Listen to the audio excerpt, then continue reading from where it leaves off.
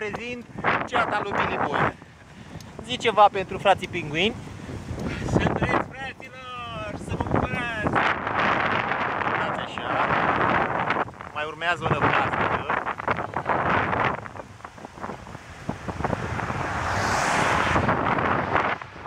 Imediat, stați că cam gâfâi că e la deal.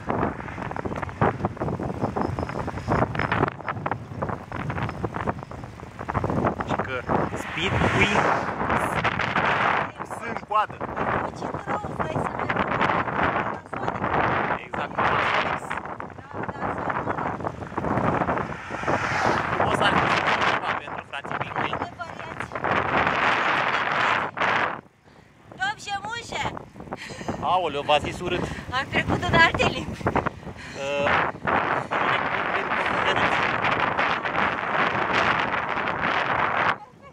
Defilmezi?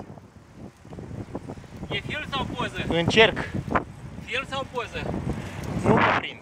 Tu ce zici că e? Aha.